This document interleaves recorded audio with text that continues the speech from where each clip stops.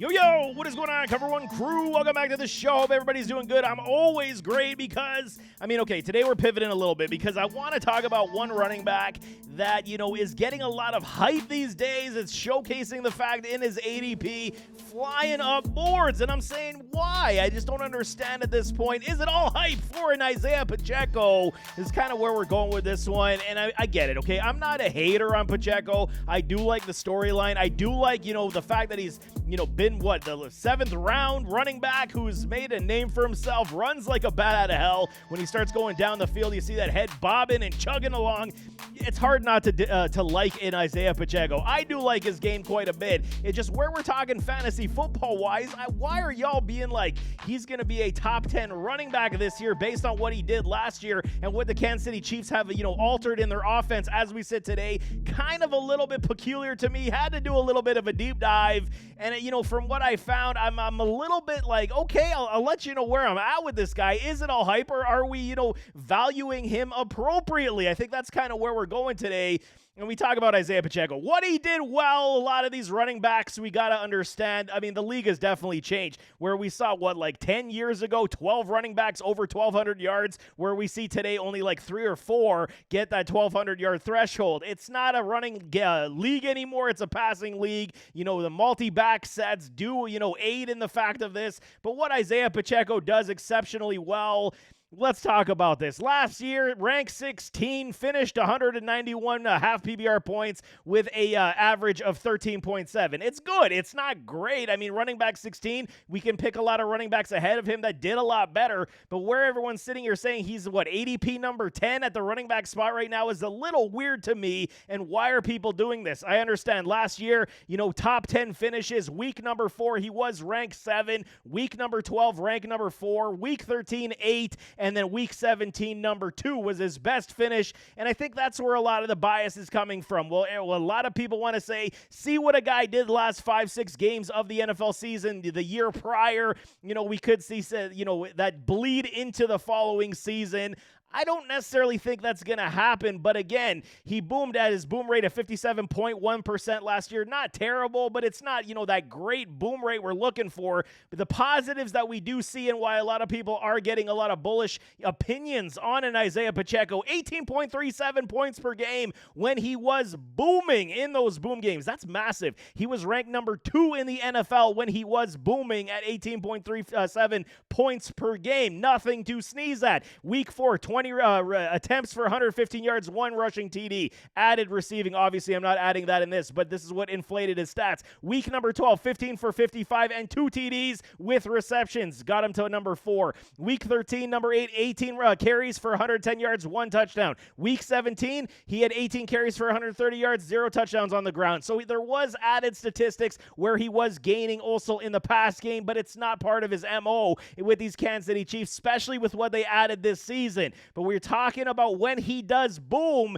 he booms heavy for you, and that's a lot of the recency bias. I do believe that it is coming for an Isaiah Pacheco at this point. Talking statistically overall, like I'm saying, running back 10, overall 31. Feels high to me, and it should feel high to you as well. I get it. It's the Kansas City Chiefs, defending Super Bowl back-to-back champions. Patrick Mahomes, and there's not a lot of depth in this running back room where a lot of people are going to suggest that Isaiah Pacheco is again going to get the lion's share of the carries, which will likely happen and occur once again here in 2024. But we're talking his rookie season, played all 17 games, 170 attempts, 830 in yards, 4.9 on the average. Very good, man. Added some level of receptions. Not great. 13 receptions for 130. This past season, played in only 14 contests, 205 attempts, didn't crack the 1,000, 935, 4.6 on the average, 7 rushing TDs. So very similar stat line once again with a little bit more volume, but he did see some injury concern this past season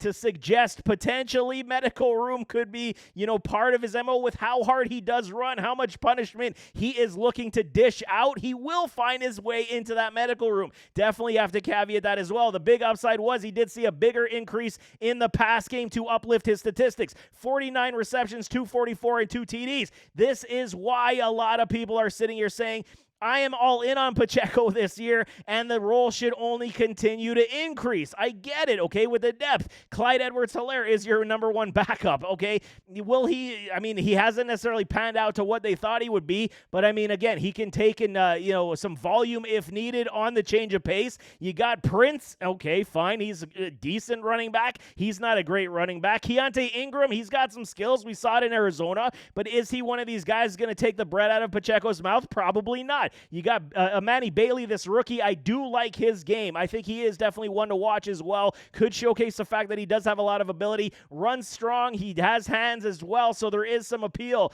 in a Manny Bailey that you guys got to remember. TCU product. He is a good one, fan favorite of mine. You got Reese Zamet and then Carson Steele, another rookie in the backfield. So when you're talking about what is the depth potential to remove volume from an Isaiah Pacheco, it is not a great deal. Again, another favorable tactic. A lot of the fantasy analysts right now are suggesting why Isaiah Pacheco should be ranked as running back 10. I'm not buying it yet, though. I think there is issues. Like I said, round 7, pick 30. The story is good. It's hard not to, root for a guy like an Isaiah Pacheco because of where he came from. He's got something to prove, and he runs like it. He runs like he's going to prove and get his contract. So do I believe that he's a good running back? Yes, I do. Do I believe that he's worthy of the top 10 pick? That is still to be debated, and here's why. Because 2023 inefficiency rates, I mean, it's littered all over his game. While when he does boom 57% of the time and gets you over 18 points on average,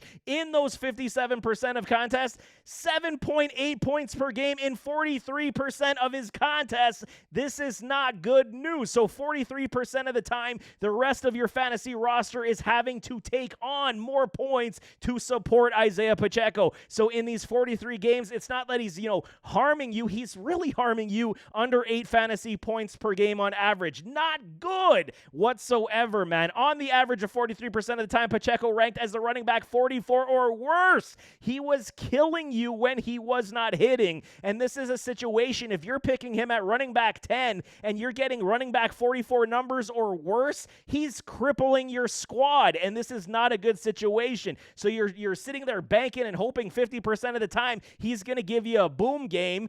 You just got to hope that the rest of your team is hitting on those weeks where he doesn't in the aggregate. Otherwise, you're likely losing where he puts down. It is not a good situation. ADP overvalue based on the usage. I'm telling y'all, 49% is team attempts, 52% is team rush yards. So this is where a lot of the bias is coming from, like I'm saying, where there isn't a lot of backup plan. He does take majority of the volume, majority of the yardage when it comes to the run game, and that's fine. You want to see, that's part of fantasy football. That's part of evaluating running backs. Who has the volume upside in the backfield, which should equate to more yardage? But the efficiency rates in this man, he ranks 7th out of the top 10 running backs for team rush volume. The efficiency is dead last, though. This is the problem. It ranks last of the top 10 running backs, even though he is 7th when it comes to, how much volume he does get, how much yards he does possess in this offense. His efficiency rates are dead last of the top 10. So why are you entertaining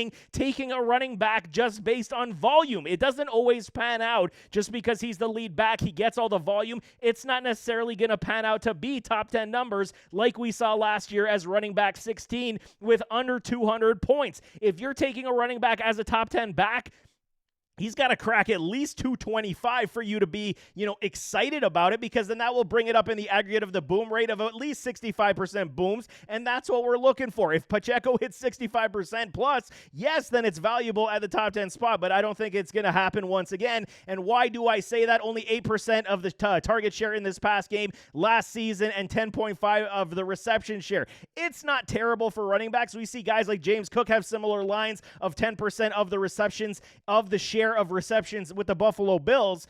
But you added wide receivers to this room. Yes, Ray Rice suspension coming into play. Definitely something that we got to, keep an eye on, where targets could go to Pacheco that way. But if Rice does not get suspended this year, it's Rice, it's Worthy, it's Hollywood Brown, and it's still Travis Kelce. So why would you entertain the fact that Mahomes is going to check down to Pacheco more with added wide receiver talent? We saw the MVS drops. We saw the issues they had at wide receiver last year. They rectified this situation in Kansas City in this offseason with Hollywood would with an Xavier Worthy, and they will utilize these gentlemen. They got speed for days. The only positive I will say out of this, where it is adding the speedy wide receivers, it's going to keep other defenses honest to not stack the box. This is promotive of more efficiency for rushing upside for an Isaiah Pacheco, but we will see how it does shake down. Trend in target share, trend in receptions should be on the negative with these added wide receiver talents here in Kansas City this season. In terms of ECR ranking on the ADP,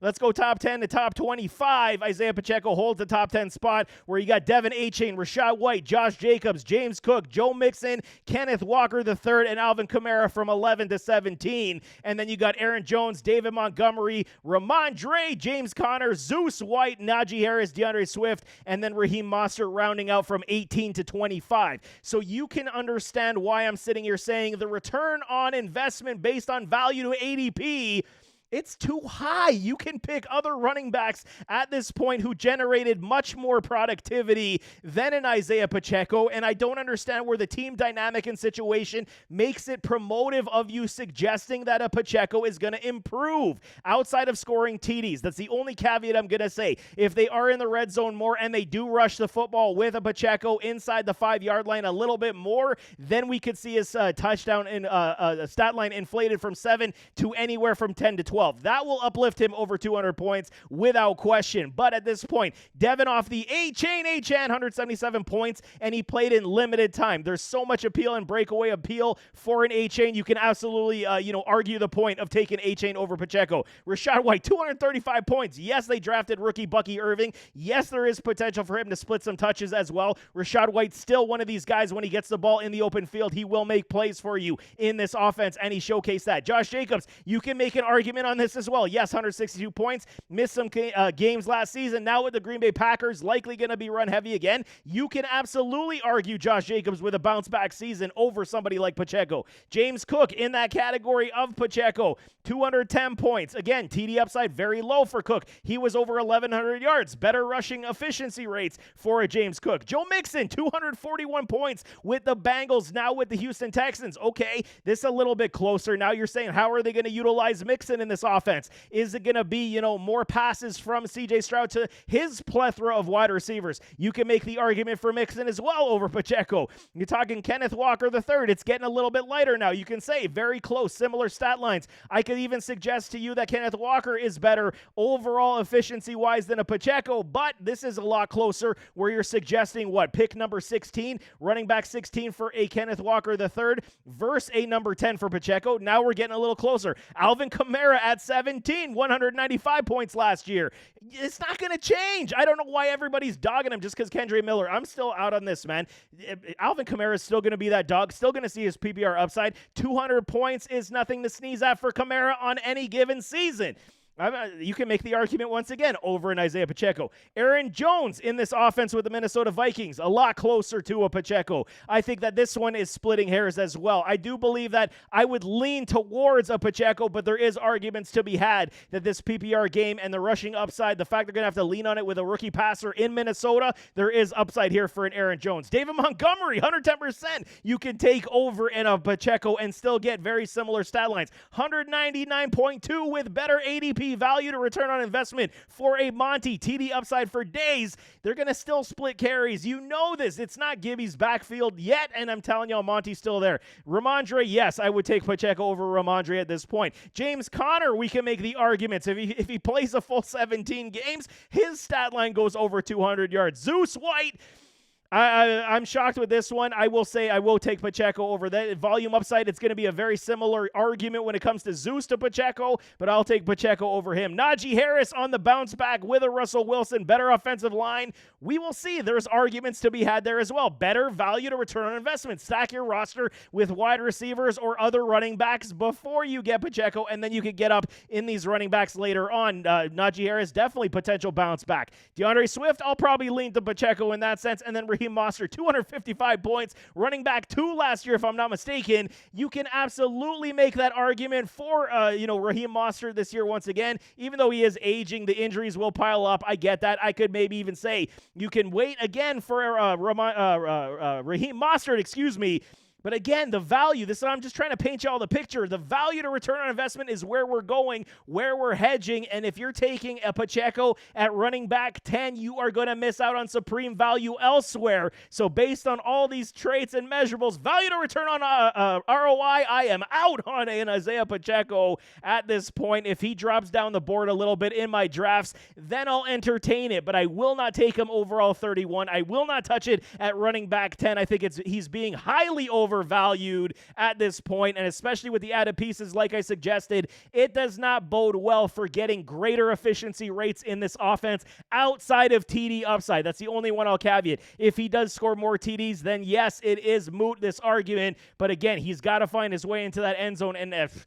touchdowns are not easy to get, especially with Patrick Mahomes throwing the football to those dump-off passes to Travis Kelce, utilizing that as a run game. So for me, ADP, I'm definitely out on an Isaiah Pacheco. But there you have it. That is Isaiah Pacheco. Or is it all hype too high? I think it is as we sit today. What do you guys think? Definitely throw it in those comments. Let me know your thoughts. You in or out on an Isaiah Pacheco in 2024? It is very interesting, so I'm definitely curious of your thoughts. But nevertheless, as always, don't forget to hit that like button, hit that subscribe button, jump in those comments, give me your thoughts, and we'll see you next time. I am out.